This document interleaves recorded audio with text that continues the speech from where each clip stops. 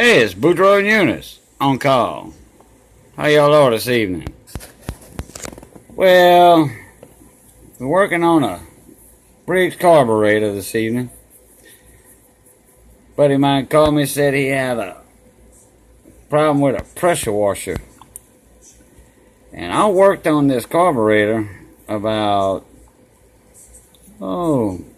3 or 4 years ago. Something like that. Well, I think somebody else messed with it. His son came in from offshore and said, "Oh, let me check it out." Well, you can see there's a piece of a gasket just left right there. And that's the one that goes on the intake part. Okay? So, for the intake box. And when I tore it apart, and I showed it to him, when I took it off, see if I can get this off here, get my friend, I'm going to let Miss Missy here handle the camera, man the camera. I won't be able to see what she's doing, so yeah, I can now.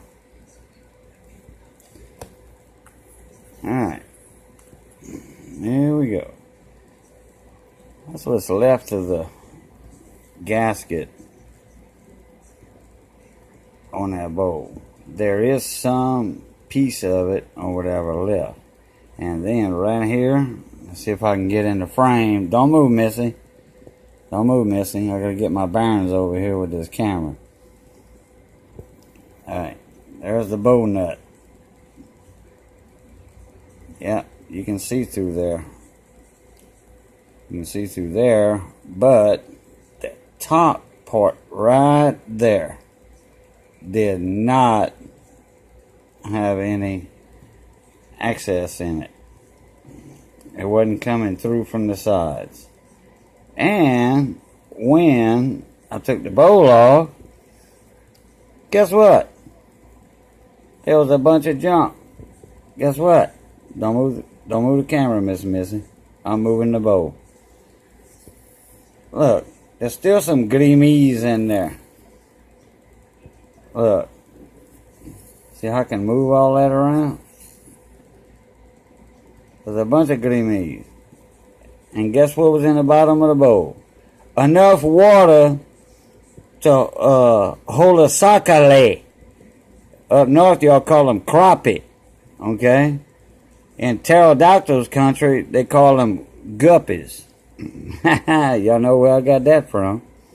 Now, I'm gonna, Miss Missy hands me this flashlight. Look inside this emulsion tube.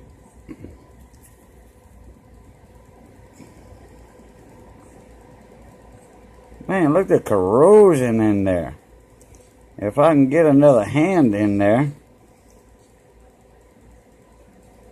Y'all get the gist of it. If I can get another hand in there, good God, the Lord's not good for this carburetor, that's for sure. Look at all that junk up in there. And look all inside right here. Look all that. I'm going to have to take the Welch plugs out of here. Look, see the Welch plugs right there? There's one of them right there, and I got another one on the side. Right there I'm going to have to take out. Let me get my bearings here again. Anyway, I'm going to have to take the Welch plugs out of this thing. The float pin was stuck. The bowl was stuck. The needle was stuck. The needle's down here. Well, that's the needle seat down there. That was all swollen up with ethanol gas. Now, 4 years ago when I worked on this carburetor, he had fresh gas, he put in it, used it, not a problem. Well, guess what? He ain't used it in a long time with non-ethanol gas. This video is actually about ethanol gas destruction. Okay? And I mean, it is a sorry piece of work for a carburetor. not the choke right there, but the throttle was stuck. You can see right here. Move that a little bit. You can see right there where it's still got some PB blast on it. That was frozen. Alright.